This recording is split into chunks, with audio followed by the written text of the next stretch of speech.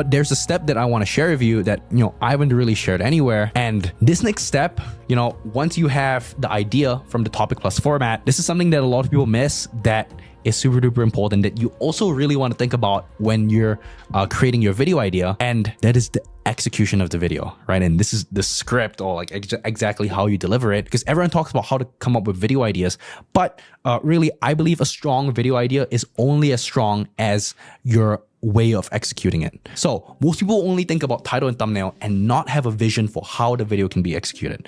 But in my head, before I make a video, I must be very clear about exactly how I'm going to execute the video before I even go ahead and approve idea, right? Because if an idea in theory sounds good, but then we go in and execute it, it's kind of a boring video, then like what's the point? So for example, people will be like, hey, this is an interesting topic plus format, but when you go and execute it, once again, it's a 5-minute task, or it's like a 3-minute video, or the story is not super interesting, but you got a really good title and thumbnail, but then like the payoff isn't super exciting or anything like that. So to avoid that, here's what you want to think about after finding your topic or format. It's thinking about how your content will be presented. So for example, if it's an educational video, you want to think about it, hey, how can I present it in these ways? Entertainment video, how you can present it in these ways. And I'm going to go over exactly how you can present your video. So number one is a talking head, right? What you're looking at right now, it's kind of a talking head, right? It's me just talking directly to the camera, presenting a piece of information. That is a piece of talking head content. Number two is a PowerPoint, right? You can use a PowerPoint presentation in order to deliver information, right? So this is also a way in order to script your video. It's with a PowerPoint, right? And this is from Alex Hormozi's most popular video, and that video has millions and millions of views. So PowerPoint's absolutely worth. Or what I'm presenting with you right now is in a Gamma, right? So this is a way of PowerPoint presentation. It's also a tool for presenting PowerPoints, no affiliation of them whatsoever, but it's a great way to present your ideas. Or live breakdown, that was also one of the formats I showed you previously. And this is one that's super trending right now. It's camera over the top. So it's having a camera over the head, and then you have a marker on a piece of whiteboard and you just write over it, and that ends up being your actual content. So that makes it interesting. And if you're doing an entertainment channel, right, faceless channel, you can do more of a documentary style. This is a Fern video, the only Nazi Hitler feared. So documentary channel, you want to think like, hey, what kind of documentary do I want to turn it into? How can I make this super interesting? Or form of animation, right? In this case, this is a 3D animation. It can be a 2D animation too, or whether it's an explainer video, right? In this case, the title is Venezuela, the 51st state, right? This is an explainer video, and exactly how do I want it to be edited, right? How are you going to execute the video? So not just the title, how can you execute the video? Or maybe it's a simple compilation of clips. Okay, so within the execution, right, it's not just how you can present it. You want to think about what is the level of editing required. So is it a raw kind of editing, right, where there's not a ton of editing to be done and it's just a couple simple cuts? Is it a simple editing with title cards? Or is it something that's a little bit more high production? And bang, now that we have the idea and we know what to execute, the next step is the positioning of your video or of your channel. Because in 2026, the most important factor on YouTube isn't editing thumbnails or even information.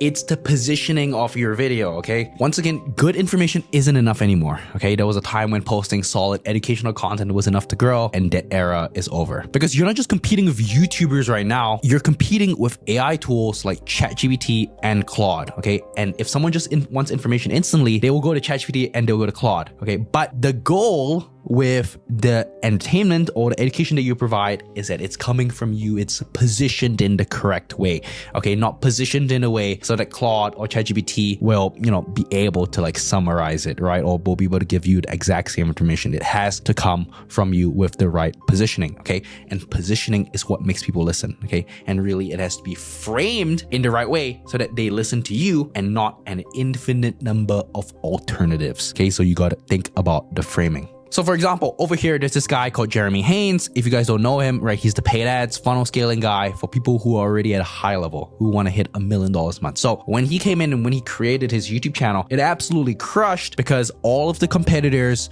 were just talking about how to make your first $10,000 a month, how to make your first $100,000. And he's like, hey, I'm going to help you make your first $1 million a month. And that was a very different positioning from what everyone else said. And he's absolutely crushing it, 26K subscribers, and he didn't start too long ago. Or for example, this channel over here, Fern, that we we referred to a couple times. Fern is positioned as the go-to channel for 3D documentaries. Okay, they have the most interesting content, the most entertaining content, and it's very, very high produced, and they are very, very consistent. And it's no surprise that they are at 4.6 million subscribers, right? It's very, very impressive because it's a Netflix-like documentary channel, and they post twice every single week, which is just absolutely bonkers. So in terms of how you think about positioning, right, there are 4 different ways that I think about positioning my content. It is on a value level, on an insight level, on a clarity level, and on a storytelling level. I look at these 4 things.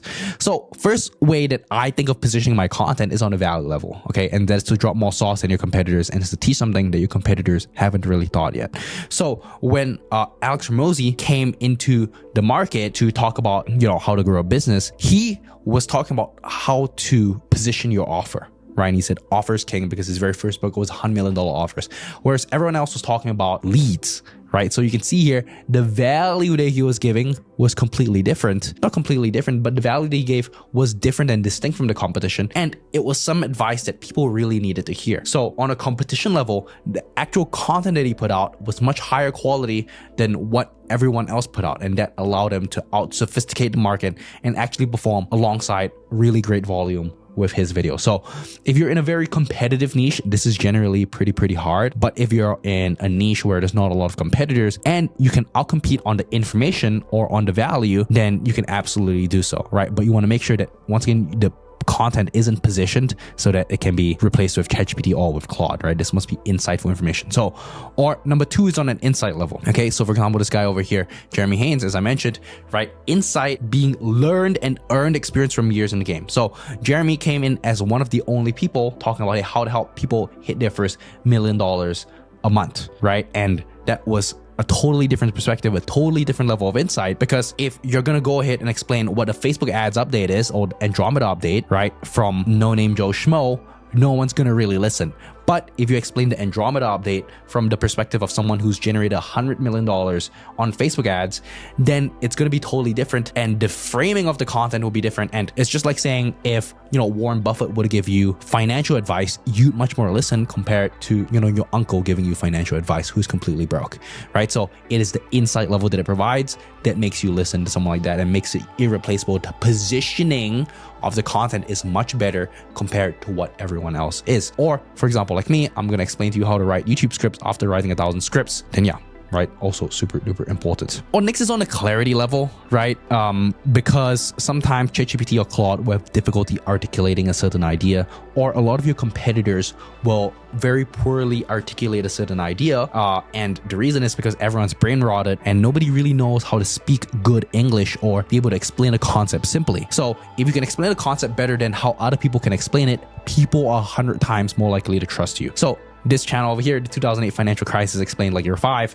If you can take something complex like the 2008 financial crisis, right, that most people don't understand, and you position it as explained like you're 5, right, and over here there's a stick figure drawing, so you know that it's going to be simple, the thumbnail communicates that, then that's a totally different way to position a video, right? So you can position a video on a simplicity, or in this case, on a clarity level. Or you can position your content on a storytelling level. Okay, so this is a timeless principle. People love stories, right? And studies have shown that stories are one of the things that are sticking into your brain, right? When you remember a story, you are much more likely to remember a certain point, right? But still to this point, right, most people don't know how to tell a story, or people are very poor at telling stories.